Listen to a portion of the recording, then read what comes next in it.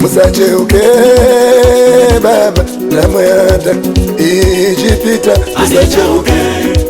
Musacheuke baba na mwanda kauda. Anicheuke na baba na mwanda kaona.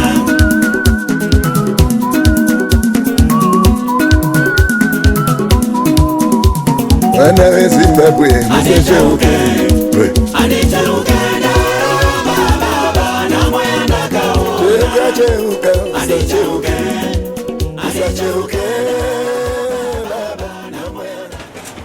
Thank you very much, ladies and gentlemen, honorable members of the press. I wish to thank you for coming to this press briefing. But the most important thing is for me to start by apologizing for starting late. Actually, initially, we were going to be having this press conference away from this house. We would have wanted ourselves to be where the action is taking place. But I realized that it would be difficult for you in terms of coordination. So I had to go and apologize somewhere where we were supposed to hold our press conference. With that as it may, I wish to tender my sincere apology for a late start. And I want to thank you for always bearing with us in these circumstances. This statement is coming as a very important statement, ladies and gentlemen. This is a statement we are making in light of the situation in the country, which is debilitating and which is worsening by the day. What is definitely clear is that there is absence of leadership. The nation is orphaned. The nation is parentless. And what is necessitated this is obviously the conduct and behavior of Mr. Mnangagwa and his team, who snatched the victory of the people. Fellow Zimbabweans, let me hasten to say I've taken a lot of time to assess the environment in the country and to have a first-hand account and on-spot assessment and check of our political and humanitarian situation. Over the past few days, I've visited hospitals and clinics. I've visited victims of cholera. I've attended burials of cholera victims. I've also been in queues in the various parts of the country. In fact, just this past weekend, I had to wait for close to about 4 hours in a fuel queue. We were supposed to be going into the countryside for some other activities. The situation has gotten dire. Indeed, our country has been sent on a free-for-all and also is in a difficult situation on account of the predatory policies of this unelected government. We've realized and witnessed high and worsening levels of unemployment, deadening poverty and excruciating inequality. The country is experiencing a confidence crisis which is manifesting itself as a liquidity crisis. It is a confidence crisis, not a cash crisis. And this crisis is at is caused by structural deficiencies and distortions in the economy, typified by deindustrialization, a rising informality. In fact, from the National Labor Force Survey of 2014, 94% of our economy is informalized, up from 84% in 2011. We have dwindling capital inflows. We also have a galloping and runaway expenditure on the part of government.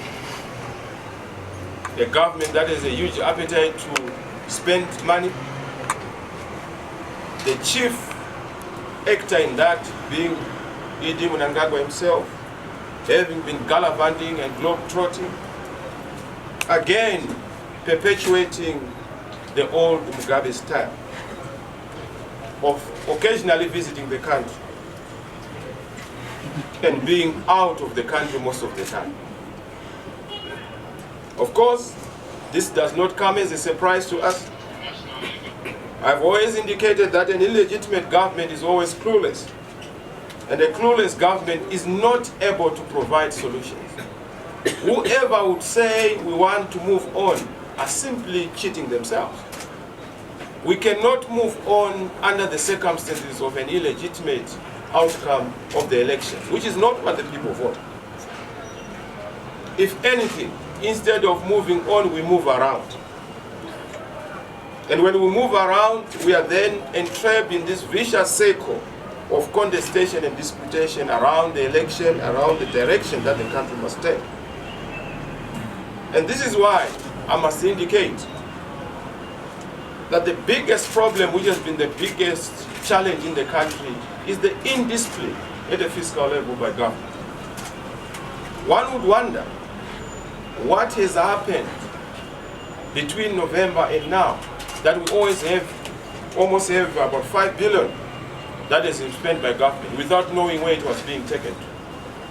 Much more than the money that is allocated to the budget. But not only that, because of this high expenditure tendencies, hyperinflationary tendencies on the part of government, we then end up having a situation of a deficit in terms of the budget. Once we have a deficit of budget, we then have a government that is induced into borrowing in order to finance that deficit. And of course, you have seen the scandal around the treasury bills and the scandal around the debt that we have had, domestic debt. Nowhere across the world would you see the domestic debt being higher than the sovereign debt. And the debt has jumped from about 3 billion to about 9 billion. Telling you that there are people who are spending money without any discipline.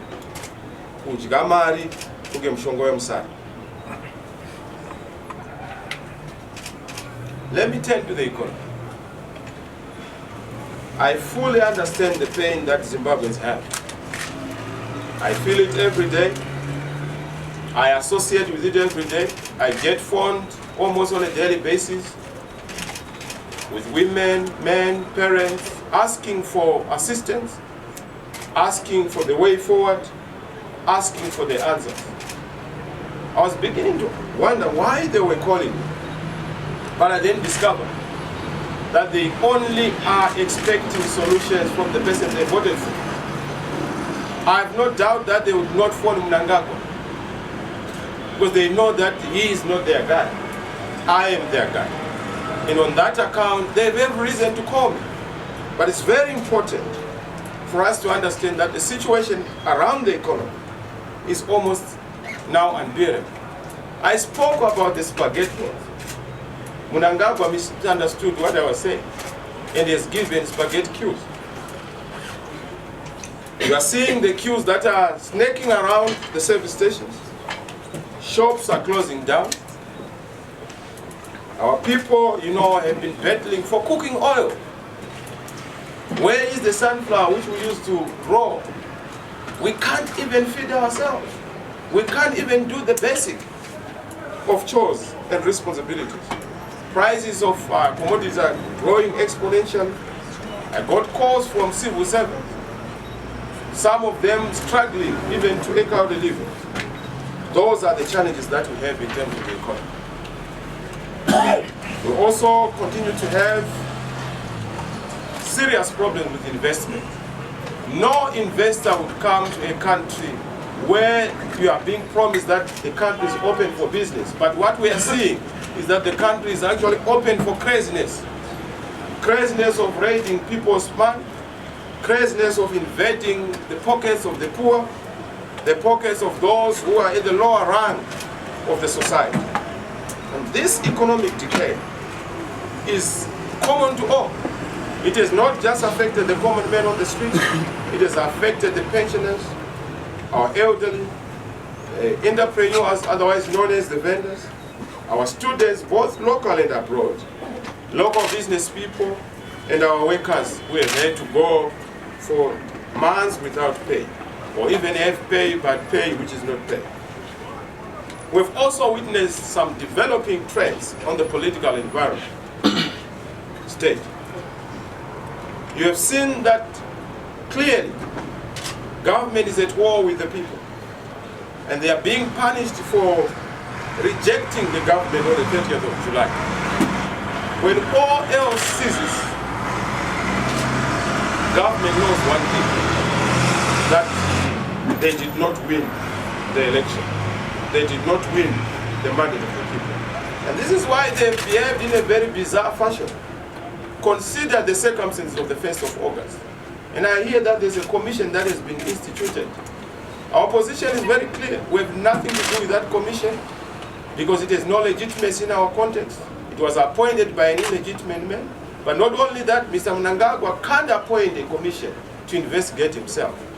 The executive can't appoint people to investigate themselves. You don't need a commission of inquiry to know who perpetrated the kind of issues that we saw. But we see, and we know that they are trying to shift blame, point fingers at the imaginary opposition hand. When there was no hand, we don't control instruments of terror, we don't control tools of force that were used on the 1st of August. And we have nothing to do with the circumstances, except that we only associate with those circumstances to commiserate and sympathize with the victims. You have also seen the brutality of the treatment of our ZCTU comrades, particularly President Mutasa and Secretary General Japhet Moyo. You saw what happened to them. You saw how they were harassed. We are back to the old. Of course, in the city center, we continue to have bizarre cases of certain people being shot. Just recently, I think, close to mine, we actually had a problem of one person who was killed by armed people who are unknown.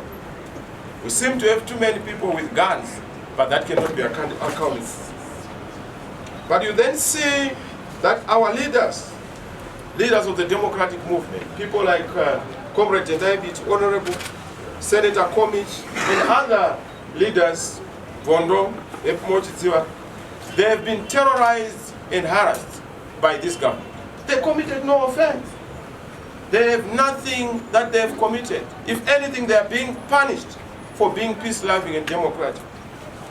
And again, we are seeing this persecution. And we have said they must drop those charges and focus on the real issues that matter to Zimbabwe.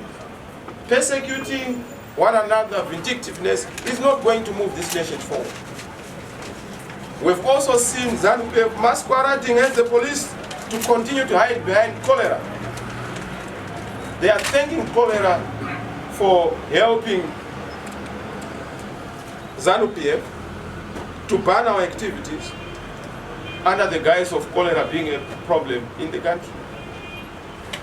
But yes, soccer matches are continuing, weddings are continuing, Mnangagwa in the graduation ceremony. So this weekend, we have said whether the police indicate that they are not willing to proceed with our meeting or not, we would have to do everything that is necessary to proceed with that meeting. Meaning to say that we will also have to go to court, but of course we have not yet raised a response from them. But if they are going to be intransigent, we can't afford to continue postponing our anniversary. It has to be on. on the 27th. And we have to take all legal mechanisms, peaceful mechanisms, to make sure that we congregate. And already we are encouraging all the people across the whole country to be part of this process, particularly as we celebrate our 19 years of existence. We have also the humanitarian situation, which is quite bad. I don't want to belabor you with the points. The situation in the hospitals is so shocking. Our hospitals are sick. Now, sick hospitals can't attend to sick people. But those are the challenges we have. Our people are dying from preventable diseases such as cholera, typhoid. This is because of wrong priorities on the part of government. I've told you about the circumstances of the 2% that has been levied onto the people. It is unwarranted. It is raiding the people's money. We want that money to be retained, because those transactions are supposed to be reversed and people being given their money back. That is what we are insisting, because it suffocates the poor, it's anti-poor, it also goes against the banking and inclusive banking that we want to see. So men would say, Mr. Chamisa, what are you saying to Zimbabwe? I'm saying to our teachers and our nurses, our doctors, our soldiers, the police, prison service officers, intelligence officers, our drivers, gardeners, cooks, workers in general, the time has come. The time has come for us to reflect on our circumstances and then begin to find common solutions to our common problems. How do we find common solutions to our common problems? We have already said there are concrete steps that must be taken to resolve issues in this country so that we are able to reverse the people's stolen victory and your stolen victory.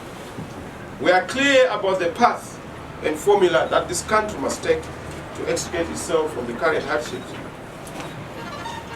We've said the first thing is for this nation to go on a path of a political dialogue. But political dialogue not for purposes of a GNU, but political dialogue for purposes of making sure that we deal with issues that are pertinent to the nation. And we've identified 5 critical issues that must be dealt with.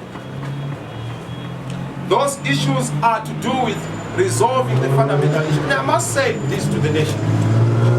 Before the death of President Tsvangirai, there was a unanimous agreement with our colleagues from across the political divide in Zambia, the war veterans, who were discussing with President Tsvangirai. Mr. Matemadanda would know this, and Mr.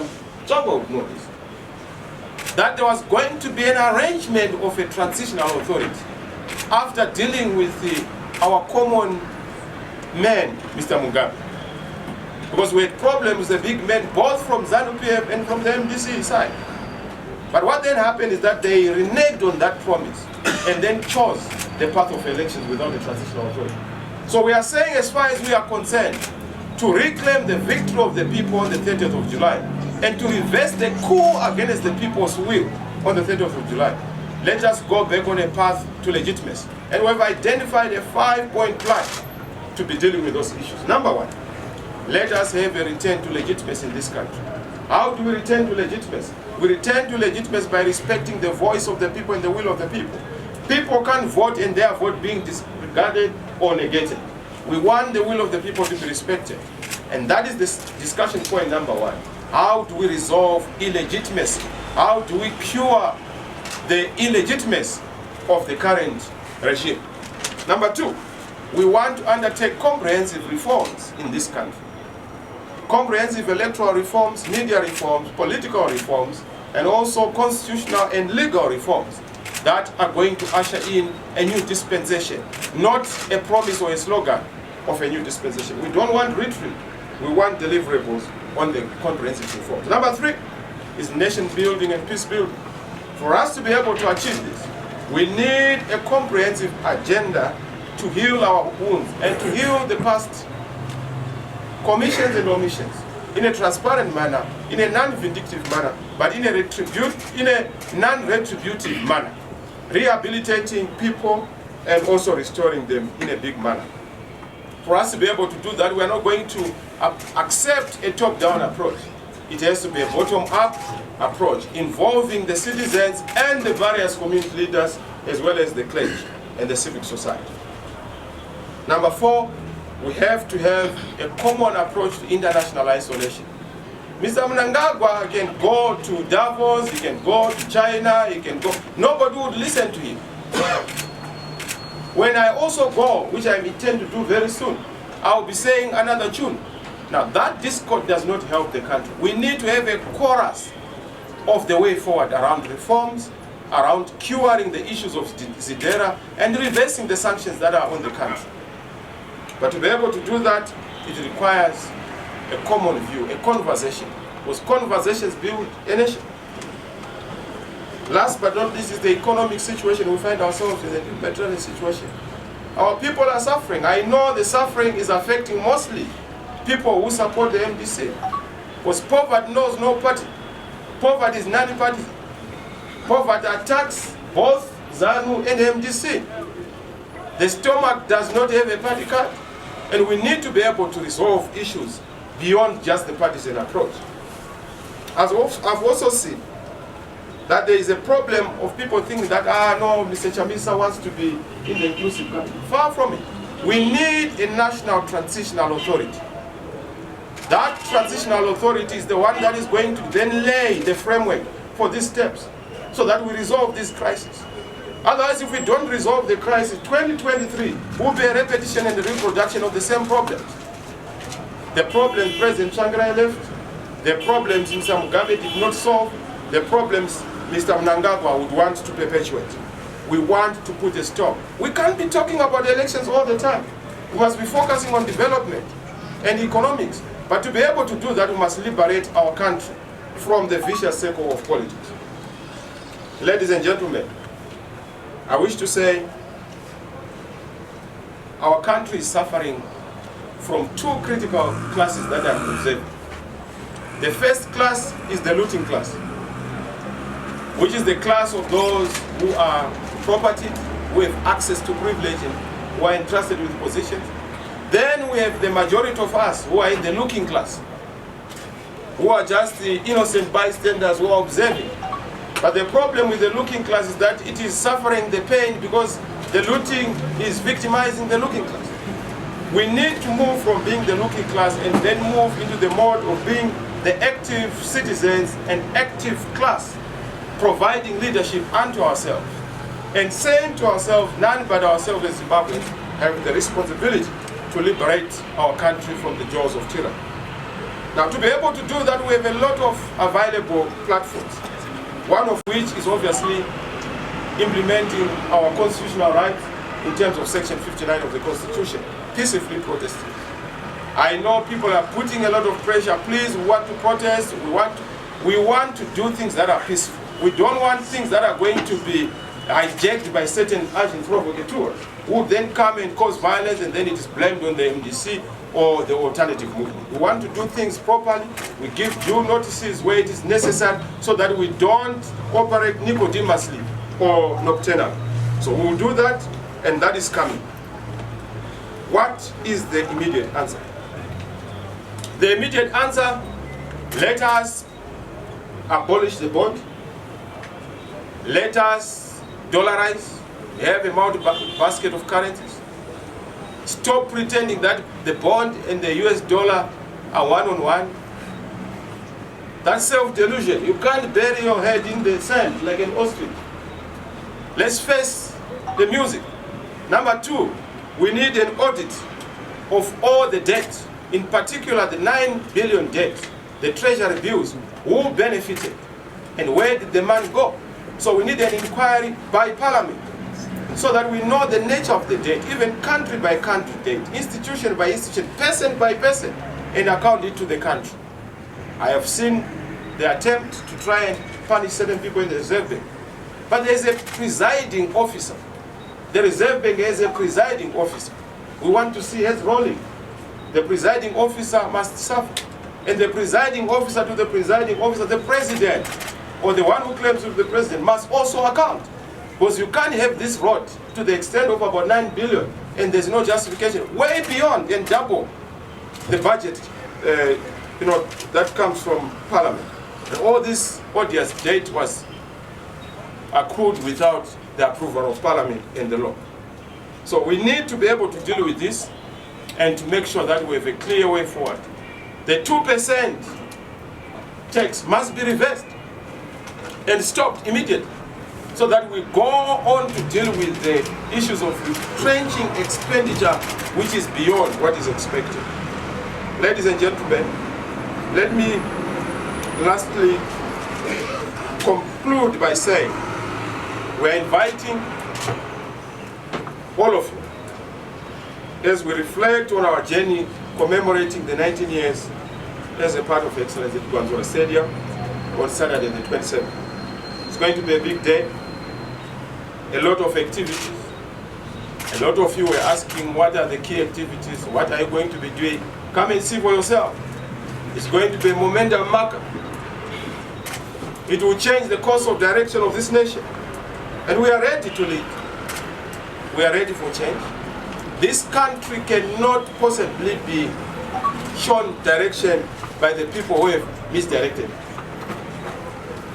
I know how suffering you are, but just know that it's not so long before our reins are back, the people's power is back, and real change is therefore better. The future is in our hands. Thank you, and God bless you. About what form do you want it to take if it's not going to be a GNU, and also the progress with the church's initiative? Charity is going to be a creature of the discussion. We do not want to define the contours and parameters of it now, because we want a national discourse on that, and we'll agree on the nature of the beast. But we want something that is not going to compromise, particularly the MDC, because we don't want a repeat of 2008, wherein we were then used to chlorinate the infected. We do not want a repeat of 2008. Once bitten, twice shy. We need to be very clear that the agenda is not about power. The agenda is not about positions. The agenda is about answers to the people of Zimbabwe. And we need permanent answers to resolve the national question, which I have already articulated. Second issue is to do with the church. There is nothing much. The churches, yes, we had a meeting. We told them what our parameters are. They have not gotten back to us in terms of what they are saying. We are very clear about the parameters of our debate and discussion. And we are ready to discuss, but we are not ready to be forced into some kind of legitimizing the illegitimate. In fact, we will ultimately discuss and resolve our national issues as a country. But there has not been any appetite from Mr. Mnangagwa to discuss. He seems to want to discuss with the international community, not realizing that the local community is more important to discuss with, as much as the international community is also important. Thank you. Privilege. I'm glad I don't see any questions mean to say that we are very clear on the issue. On a different note, we are here going towards 2023, another election time. And this past election, there were issues around reforms. And the noise about reforms was only, upped towards the election day. Now, legislators are in parliament and the time is now. What is the agenda that you have as a party in terms of ensuring that those reforms are done now before you get to the next election? Well, it's not just the next election. We have told you of our 5-point plan. This 5-point plan has to be implemented immediately, because it also entails 2018. Before we even go to 2023, we need to resolve 2018. Now, we can't have a 2023 without a resolution of a 2018. The people voted, and that people's vote must be honored and respected. And you will see the program we are going to roll out is a program to respond to that. So yes, 2023 will come, 2020 will come, but it has to come under a framework of reform. And I'm glad that the international community do appreciate our position on the comprehensive electoral reforms, political reforms, and also constitutional reforms that are able to move the process forward. Far from the so-called, putting lipstick on a frog, wherein I'm being invited to be in parliament.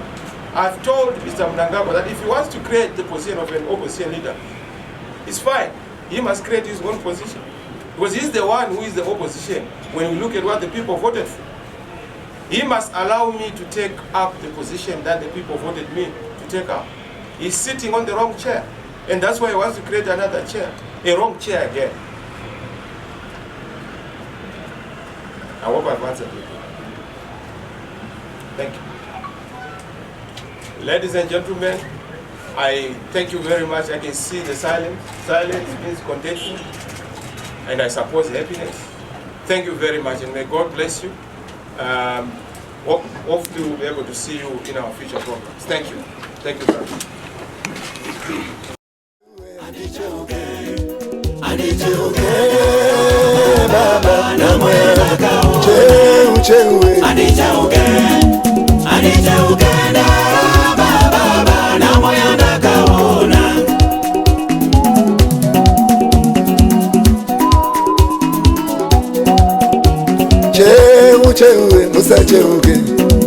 Musacheuke baba namwanda ijipita musacheuke baba namwanda